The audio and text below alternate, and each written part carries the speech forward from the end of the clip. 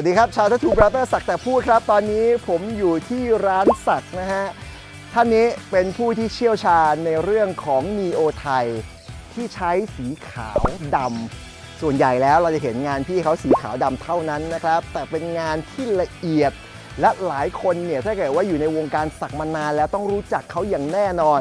ตุ้ยณโมนั่นเองพี่ตุ้ยถนัดในเรื่องของการสักลิงพระ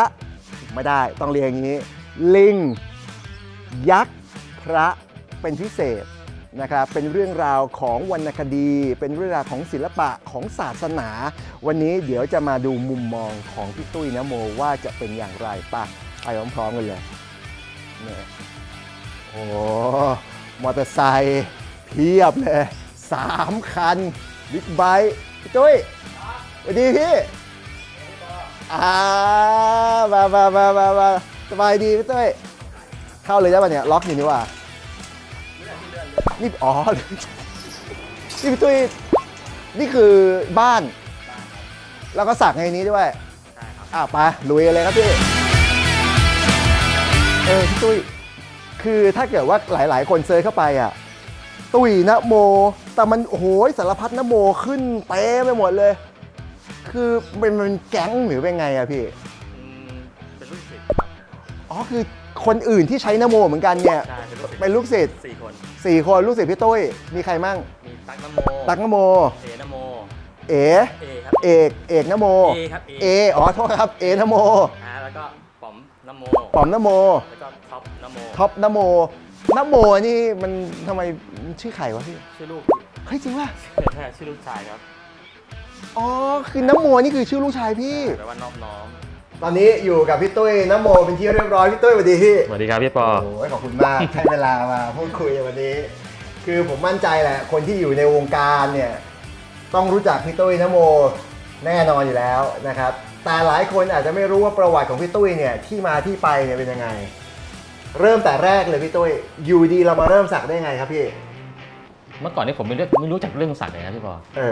เมื่อก่อนผมก็ทำโปรดักชั่นเฮาส์ที่ทำโปรดักชั่นเฮาส์เหรอใช่เป็นอาร์ตอ๋อแล้วไงต่อตอนนั้นเสร็จแล้วก็ติดทหารครับใช่ไอตอนติดทหารนี่ผมว่าพี่ติดทหารนี่เป็นไงพี่ตั้งพอพี่สัมภาษณ์ผมเป็นเรื่องอะไรผมก็พูดไม่ได้แล้วผมจะเริ่มเงียบอันนี้เดี๋ยวถามพี่ตุ้ยเองพี่ตุ้ยเป็นทหารและตอนที่เป็นทหารเนี่ยคือตั้งใจไปสมัครเป็นทหารเลยเหรอเปล่าติดทหารจับใบแดงครับอ๋อจับใบแดงเลยต้องเป็นทหารใช่แล้วพอเป็นทหารปุ๊บไปอยู่ในนั้นใช่ไหมพอฝึกเสร็จย้ายหน่วยเสร็จอะไรเสร็จเรียบร้อยปุ๊บมันก็จะมีอยู่หน่วยนึงเวลาใครดื้อๆมากๆเนี่ยเขาจะจับไปอยู่ด้วยกันผมเรียกว่าหน่วยซูรันซูรันใช่มีแต่พวกรอปลดหน่วยรอปลดละรอปลดแบบเอาไปรวมๆกันแล้วนี่มันไม่ได้ทำอะไรมันก็จะมีชมรมสักอีกชมรมที่บอกไปอะไรที่อยากรู้ว่าสักเจาะทุกที่ใช่ไหมทุกที่ชมรมโมดิฟายน้องชายเลยอะโมดิฟายน้องชายฝังมุกหัวเบนแล้วพี่เป็นคนจัดการเองว่าพี่ป่าดูเฉยพี่ไปดูเฉยดูแล้วทำด้วยเปล่าเปล่าครับเปล่าอ๋อโอเคแต่มันมีชมรมนี้ใช่และนี่คือจุดเริ่มต้นว่าเราก็เลยลองสักในชมรมนี้เปล่าอีกชมรมนึงที่ชมรมสักไงโอเคแล้วแต่ชมรมสักเนี่ยอันนั้นงานที่แรกๆที่ลองสักคนก็คือมาจากไอชมรมนี้ป่ะใช่ไหนลองเล่าให้พี่หลายคนอยากจะรู้ว่าไอชมรมอย่างนี้เนี่ยพี่แบบมีอุปกรณ์เนี่ยเราไปซื้อมาจากข้างนอกหรือว่าเรายังไงพี่ผมไม่ได้ซื้อเลยครับมั่วทำมันมีอะไรจริงๆมันก็มีรุ่นพี่เขาทำมาก่อนมันจะเป็นพวกมอเตอร์ปลาเขามาทำเป็นใส่กับปากกาเหมือนสักไอ้คุกนั่นแหละอย่างนั้นแล้วพี่ก็ทำกันอย่างนั้นก็สักกันอย่างนั้นซื้อหมึกที่เขาไม่ใช่สำหรับสักมาหรอกก็อะไรทั่วไปทั่วและตอนนั้นพี่ยังไม่เคยสักเลยหมายความว่าตอนนั้นพี่มีรอยสักป่ะไม่เคยมีครับไม่เคยมีพี่สักก่อนหรือว่ามีรอยสักก่อนสักให้คนอื่นก่อนสักให้คนอื่นก่อนใช่ในนี้แหละในกรมเนี่ยแหละใช่โดยไม่มีความรู้เรื่องของการสักมาก่อนเลยไม่มีแล้วทำไมเราถึงเลือกว่าเฮ้ยมานี่เพื่อนกันเดี๋ยวกูสักให้ความคิดนะทำไมมันถึงมีขึ้นมาคือ จริงๆไอ้คนสักเนี่ยมันวาดรูปไม่สวยผมวาดรูปเป็นผมก็เลยไปเขียนให้เขาก็สักเขาก็สักตามคือมันเริ่มจากว่าไอ้คนสักอะที่มันสักอยู่แล้วมันวาดรูปไม่สวยแต่พี่วาดรูปสวยพี่ก็เลยงั้นเดี๋ยวกูสักเองแล้วกันแล้วเป็นไงแล้วรูปเริ่มออกมาเป็นไงพี่มันก็แนวบ้านๆนะครับแต่ส่วนใหญ่ก็สักไม่ใหญ่นะสักเป็นแบบเหล่าอะไรเหล่าพักนินเหล่าพังงาเหล่าปืนใหญ่แล้วก็สักพวกอักษรย่อว่าสมมติว่าผมทร3/39ครับอย่างเงี้ยมันก็ไม่มีอะไรมากมันไม่ได้เป็นงานอาร์ตอ่ะมันจะเป็นสัญลักษณ์ซะมากกว่าใช่แล้วก็ทำตรงนั้นกี่ปีพี่2 ปีครับ2 ปีตรงนั้นอ่ะปีหนึ่งตรงนั้นปีหนึ่งก่อนย้ายมาที่ดื้อๆก็ปีหนึ่งแล้วก็มาอยู่นี่อีกปีหนึ่งแล้วเสร็จปุ๊บก็ออกจากทหารมาก็โดนไล่ออกป่ะเนี่ยหรือออกเองใจอย่างที่เป็นไล่ออกแล้วเสร็จปุ๊บพอจากทหารปุ๊บพี่ไปทำอะไรต่อหลังจากทหารก็มาทำเป็นผู้ช่วยครีเอทีฟแล้วมันไม่เวิร์กเรารู้ตัวว่าเราไม่ได้ใช้สมองมา2 ปีถูกปะแล้วพวกโฆษณาเนี่ยมันรันไปเรื่อยสมัยนั้นไม่มีนะ YouTube จะดูโฆษณาต่างประเทศต้องวิดีโอใช่วิดีโอเข้ามาอินเทอร์เน็ตยังแค่กี่เมกอยู่เลย1 เมก 2 เมกเมื่อสมัยก่อน5 เมกฉะนั้นความรอบรู้ของเราตรงนี้เนี่ยมันนะแล้วเราก็ไปใช้เวลาในกรมซะเยอะพอออกมาจริงๆนี่ก็อาจจะในความคิดความอ่านอาจจะใช่ไม่ได้จะเป็นคนโง่ในสังคมที่เขาต้องใช้สมองตลอดเวลาแล้วจากตรงนั้นก็เลยตัดสินใจว่ากลับบ้านก็ไปอยู่กับน้องกับพี่กับอะไรเสร็จแล้วก็หาอะไรทำดีกว่าตลาดนัดคือเป้าหมายต่อไปไปทำอะไรตลาดนัดเพ้นเห็นหน้าครับ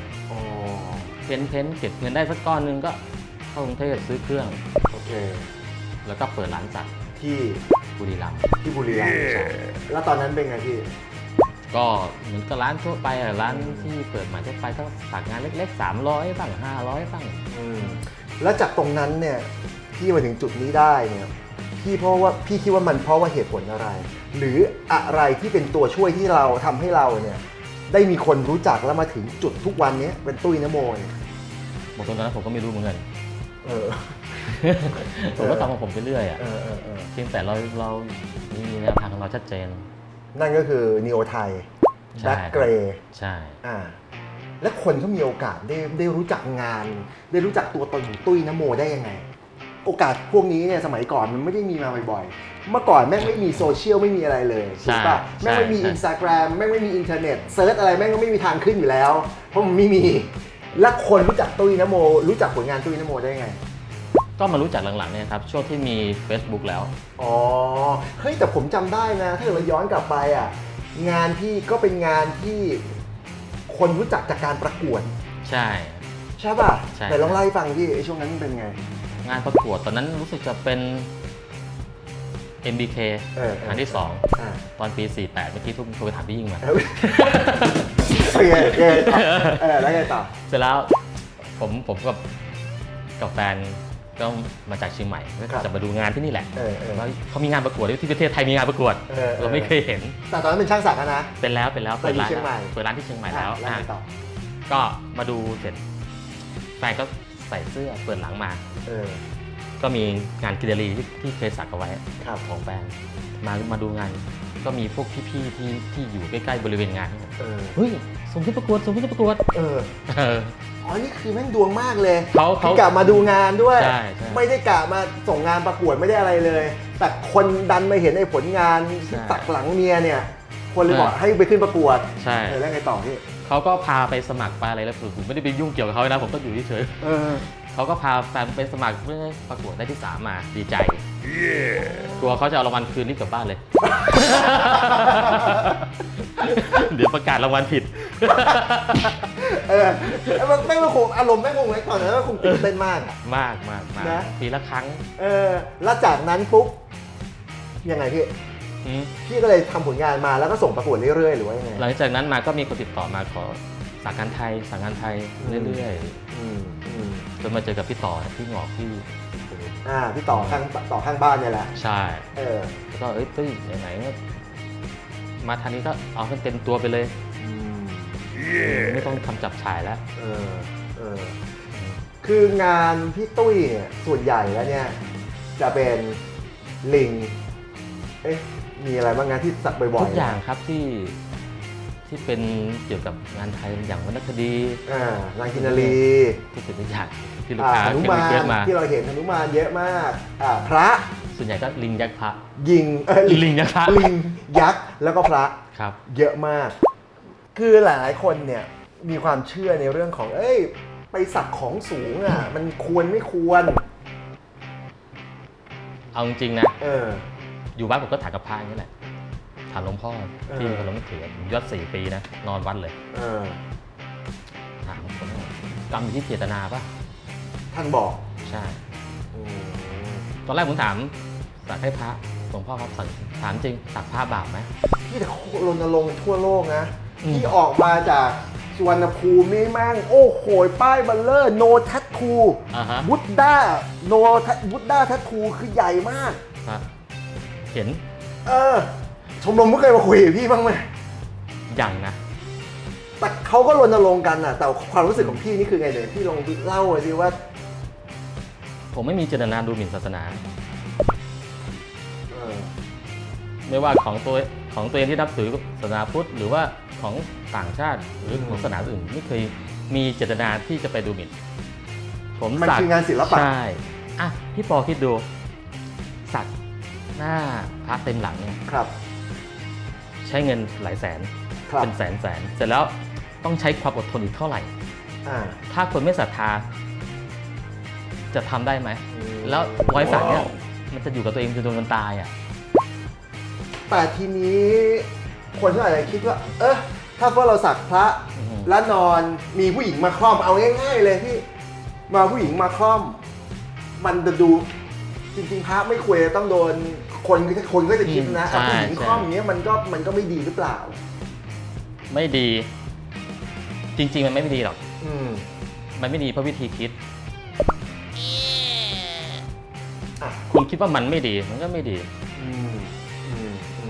คุณไปคิดแทนคนอื่นเขาไงเขาอาจจะมีเจตนาอย่างอื่นทำไมถึงสักพระก็ได้คุณได้นอนสมมติว่าคนที่สักพระไปเนี่ยนอนกับผู้หญิงเนี่ยทั้งวันทั้งคืนเลยปะ24 ชั่วโมงเลยปะ5-10 นาทีชั่วโมง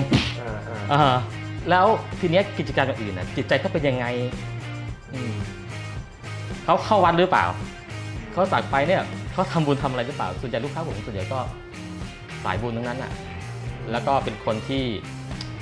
มีอายุแล้วรู้ที่ผมว่าแล้วคือผมว่าไอ้เรื่องอย่างเงี้ยอย่างที่พี่บอกผมว่าคนที่สักเองเขาไม่ได้คิดถึงตรงนั้นนะคนที่สักเขาคนที่บ้าหรือคนที่สักคนที่สักด้วยและอีกคนไอ้คนว่ามัน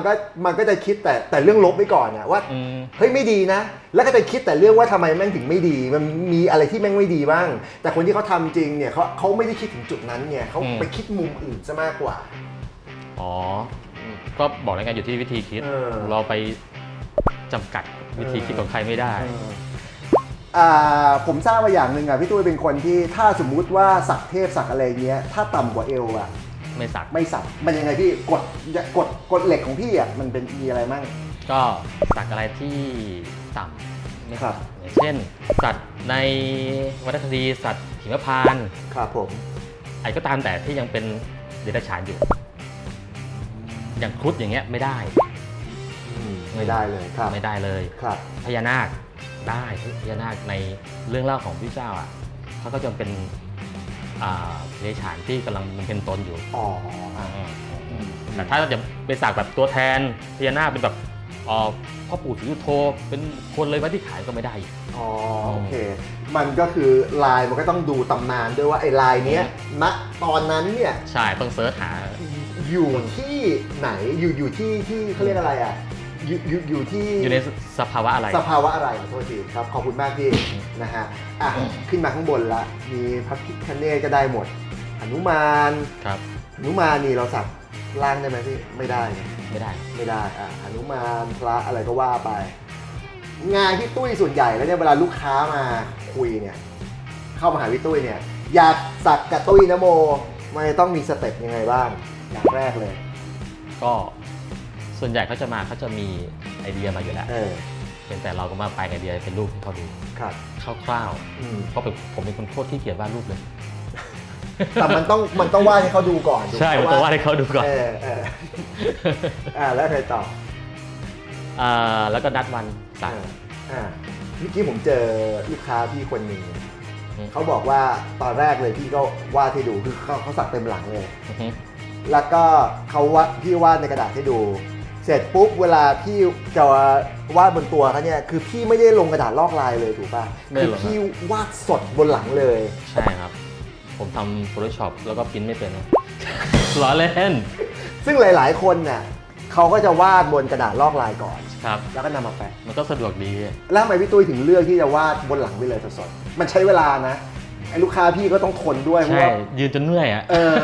เป็นชั่วโมงอ่ะใช่ยืนจนเหนื่อยทำไมเราถึงเลือกใช้วิธีนั้นนะพี่คือกระดาษเนี่ยมันแบนใช่ไหมครับเราวาดบนกระดาษโอเคมันสวยมันเป๊ะทุกอย่างอ่ะแต่พอเอากระดาษลอกลายมาแปะบนหลังน่ะส่วนตัวผมคิดว่าหลังมันมีส่วนที่มันเป็นเว้าเป็นโหนกเป็น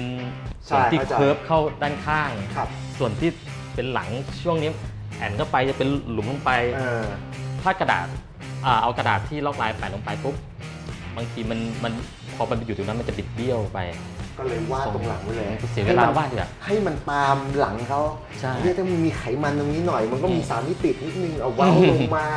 รูปมันก็จะแบบเป็นมิติแล้วก็เหมาะกับร่างกายเขามากที่สุดสมส่วนมากที่สุดคือว่าทำงานที่เป็นแบบบอดี้ฟรีแฮนด์พวกบอดี้มาที่แขนปุ๊บพอมาอยู่ในส่วนโค้งปุ๊บพอเรามาปุ๊บมันจะกลายเป็นแบบบอดี้ผอมพี่ก็ต้องดูสรีระของเขาอะนะใช่ครับเป็นหลักโอเคมีเคสไหนที่แบบมาสักแล้วเรามีความรู้สึกว่าเฮ้ยมึงแน่ใจเหรอจะสักอันนี้นะก็แนะนำมีไหมมีครับให้เราเลยอยากให้เราเลยนิดนึงก็คือแบบไม่ต้องบอกชื่อเขาก็ได้แต่แบบงานเป็นงานยังไงเขามาขอพี่สักแต่เขาอยากสักอะไรสักพระพิฆเนศก็แหละพระพิฆเนศใช่แล้วมันแปลกไงพี่ก็พระพิฆเนศผมก็เห็นพี่ก็สักพระพิฆเนศเยอะแยะแต่เขาขอให้มีแอคเซสซอรี่อย่างสร้อยคอเป็นแบรนด์ชนิดหนึ่งเป็นแบรนด์เนมใช่เป็นแบรนด์เนมซึ่งเป็นแบรนด์แฟชั่นเลยใช่เป็นแบรนด์ดังนั่นแหละของแพงนั่นแหละแล้วก็ยังไงบ้างพี่เขาก็เอา reference เอาอะไรหลายอย่างมาให้ดูคือเขาเอาอะไรมาเลยเอาของแบรนด์เนมนี่มาวางสักอันนี้สร้อยคอเอาอันนี้สร้อยคออันนี้แบบฮิปฮอปอย่างเงี้ยสร้อยข้อมืออะไรสร้อยข้อมือเป็นอย่างนี้เลยเป็นยี่ห้อนี้ผมสักได้แต่ผมไม่ได้สักตรงนั้นผมสักเว้นเอาไว้แล้วก็ที่เหลือก็ไปหาร้านสักเอาเองละกันถ้าองค์พิฆเนศผมสักให้คุณได้มีเคสอะไรแปลกๆเลยพี่แปลกๆไม่ค่อยมีนะส่วนใหญ่เขาก็แต่งกรมาเขาไม่ค่อยชอบคนตีผมเท่าไหร่มาถึงนี่ผมเห็นพี่สักส่วนใหญ่แล้วก็รูปมันจะคล้ายๆกันคือมาในรูปแบบเดียวกันก็ถ้าเกิดมีหนุมานมียักษ์มีพระมีอะไรอย่างเงี้ยมีแบบเบื่อบ้างแบบอยากจะลองแบบงานที่เป็นรูปอื่นอะไรเงี้ยได้ลองมีความรู้สึกว่ามันได้มีความรู้สึกเหมือนกับมีชาเลนจ์กับตัวเองหน่อยชาเลนจ์แปลว่าอะไรพี่ชาเลนจ์เหรอแปลว่าอะไรวะชาเลนจ์ประมาณว่าท้าทายนั่นแหละท้าทายตัวเองงานที่ท้าทายตัวเองมีพี่ถามว่าเบื่อไหมเบื่ออยู่ใช่ไหมและงานท้าทายตัวเองอยากจะทำอะไรจริงๆแล้วตัวเองเป็นผมชอบอะไรที่มันเป็นท้องถิ่นงานไทยที่มันเป็นท้องถิ่นเอาเรื่องราวที่เป็นท้องถิ่นเช่นหลวงปู่ไม่ใช่อย่างนั้นไม่ใช่อย่างนั้นท้องถิ่นไงพี่เรื่องราวการชีวิตอยู่เรื่องราวที่เคยบันทึกไว้ในท้องถิ่นต่างๆอย่างเช่นรู้จักปู่ม่านย่าม่านที่จังหวัดน่านป่ะครับผมไม่อันนี้ผมขอโทษผมชื่องานที่ลองเสิร์ชดูว่ากระซิบรักบรรลือโลกเนี่ยเดี๋ยวลองไปเสิร์ชกันดูนะครับเดี๋ยวผมจะขึ้นภาพไปดูด้วยจะเป็นภาพของปู่ม่านย่าม่านอยู่ในโบสถ์เป็นภาพเขียนเก่าๆเป็นกิจกรรมฝาผนังแล้วก็อยากให้ส่วนตัวนะ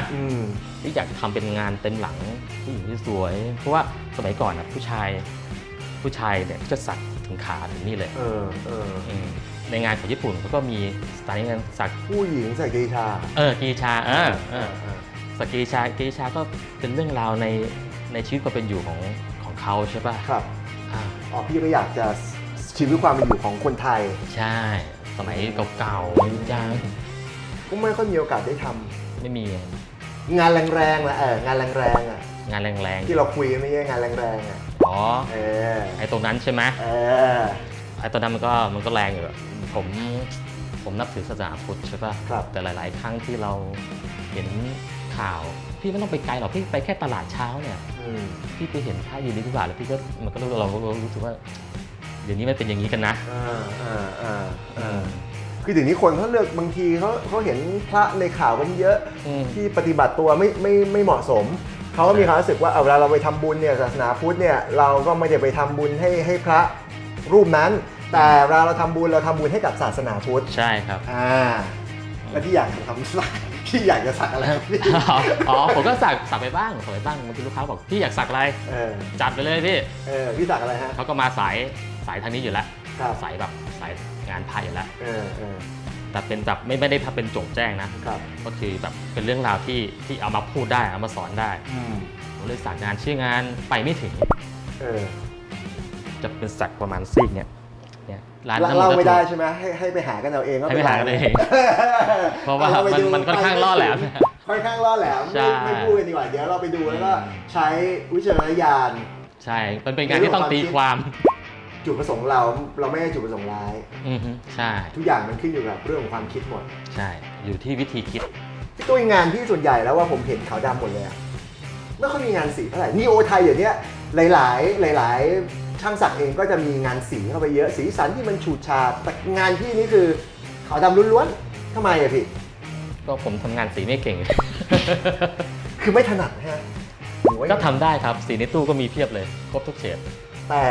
ปกติงานส่วนใหญ่แล้วที่ต้องทำก็คือเป็นขาวดำซะส่วนใหญ่ ใช่ลูกค้ารีเควสเป็นขาวด แล้วถ้าเกิดว่าเขาบอกเอาอย่างเงี้ยแต่เอาเป็นสีอะ ำได้ ได้ไหม ได้เหมือนกัน ได้แต่จะออกมาดีเหมือนขาวดำหรือเปล่า นั่นน่ะสิ ผมมั่นใจว่าวันนี้ได้ดูเทปนี้จะได้รู้จักตัวตนของตุ้ยนโมเป็นอย่างดี กับงานนีโอไทยที่เรียกว่าเห็นปุ๊บนี่มีลายเซ็นของพี่ตุ้ยชัดเจนทุกงานวันนี้ขอบคุณมากพี่ตุ้ย ครับพี่ปอครับ โอ้โหเดี๋ยวเจอกันใหม่